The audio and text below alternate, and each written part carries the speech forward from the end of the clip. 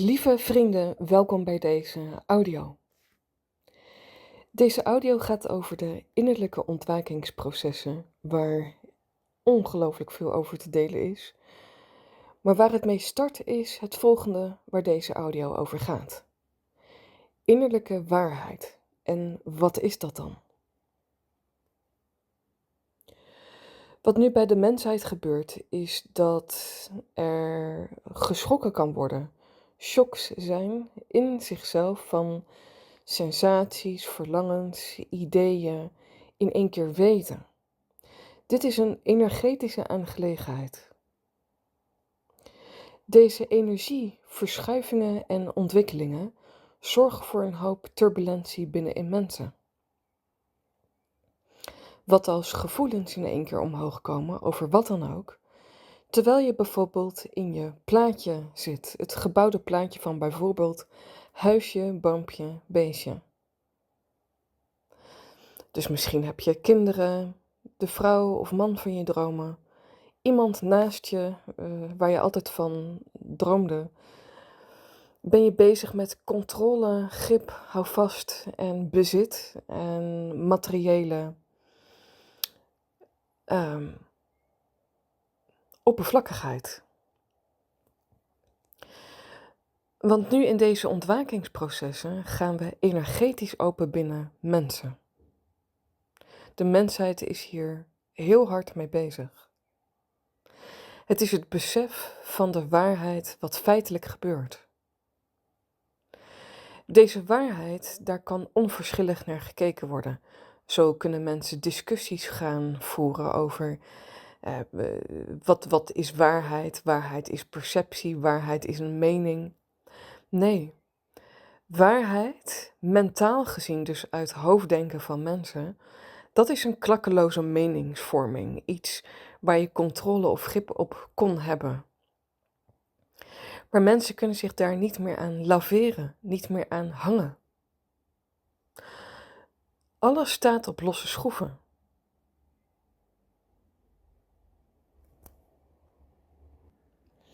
Nu, als je in een levensfase zit waarbij je in lijn met jou leeft, hoeft er niet heel veel aan de hand te zijn. Al heb jij ook van doen met turbulentie, zo links en rechts, en verhoudt dat zich ook met verdere ontwakingsprocessen. Dus heb je nu nergens last van, let maar op, er gaat echt genoeg los en vrijkomen binnen de mensheid. Maar leef vooral je leven. Ik ben hier niet om jouw problemen aan te praten.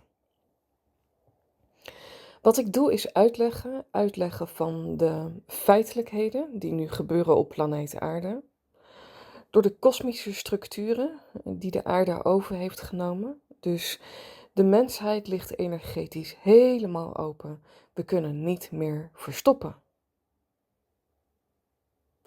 Dit is eigenlijk zalig. Het is als de vulkaan die zo lang aan het borrelen is dat die vulkaanuitbarsting zelfs lekker kan zijn. Het voelt als vernietigen, maar het is eigenlijk ontwaken.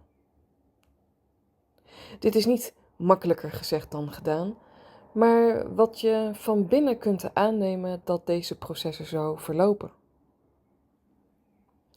Dus iedereen heeft te maken met eigen te verduren stukken binnen zichzelf. Een ijskoud buitenkantplaatje is niet langer houdbaar en dat zul je dan ook merken. Mensen gaan hiermee automatisch steeds echter oprechter kijken en hoe meer jij nu aan het ontwaken bent, hoe meer anderen om jou heen ook aan het ontwaken zijn. Het is een ripple effect omdat we allemaal één zijn. In essentie ben jij ook de ander.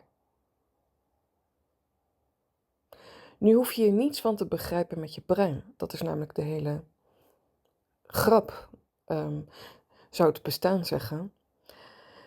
Al voelt het niet zo grappig als je erin zit en voelt het als een zeer intens proces. En dat weet ik natuurlijk. Het goede nieuws is dat het openlegt, zuurstof geeft, leven terug kan keren.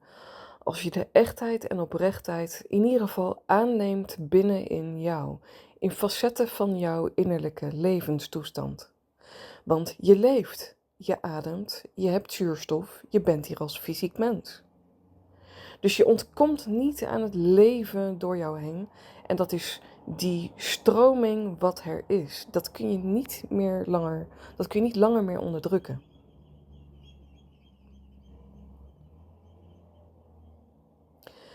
Innerlijke waarheid bedoel ik de energetische toestand van het feit en het gegeven in jou en wat je niet kunt wegstoppen.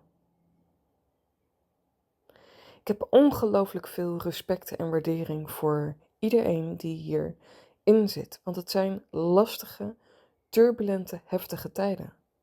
Het gaat niet alleen maar over het nieuws van wat je leest over de toenemende conflicten in de natuur of tussen landen of in landen zelf. Nee, dit gaat net zo goed over het individu, de mens, de mensheid binnen zichzelf. Dit gaat gelijk op. Dit zijn energetische processen, allemaal tegelijk. Dus je weet zometeen niet meer waar het vandaan komt. Het is allemaal één. Het is allemaal hetzelfde. Is het niet ongelooflijk belangrijk om te weten? Een soort energetisch weerbericht van het feit die je kunt testen in jouw eigen leven dat dit klopt wat ik zeg. Dus je kunt beter aannemen, want hoe meer weerstand, hoe meer je de druk opvoert binnenin jou als die vulkaan die toch een keer moet uitbarsten. In de light varianten en in de heftige toestanden van opgebouwde plaatjes die eigenlijk wezenlijk niet kloppen. Je komt erachter wat echt is en oprecht is. Daar hoef je je niet schuldig over te voelen, maar dat is het gegeven van wakker worden. Het besef van wat misschien veel meer echt is en kloppend is binnenin jou. Je bent van harte welkom met een individueel leertraject over alle processen die nu hard gaande zijn. Het is echt, het is geen snoepwinkel met oh wat leuk of gezellig. Het is heel gezellig en aangenaam hier in dit punt. Want ik spreek vanuit de overvloed en de mogelijkheden in de horizon van het totaal, waaruit ik kom vertellen en delen voor de mensheid. Het is heel aangenaam, plezierig en in overvloed wordt gedeeld. Wat kan werken voor jouw innerlijke processen op gebied van al jouw levensvragen. Over parallele levens, over connecties tussen mensen, over relaties met anderen, over innerlijke roerselen en gevoelens en energieën. Het is precies nu, lieve mensen, dat je dit hoort. Dat is natuurlijk geen toeval. Je spreekt met de uitleg en de lichting van de huidige turbulentie in deze tijd.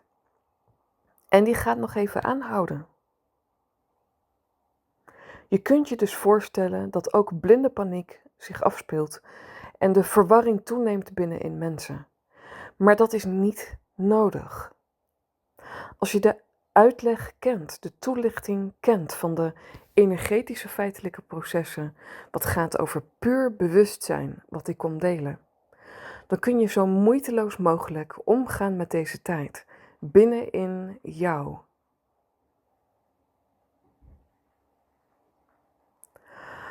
Allerliefst en fijn je te zien en graag tot een volgend moment. You are, we do, it's Aya.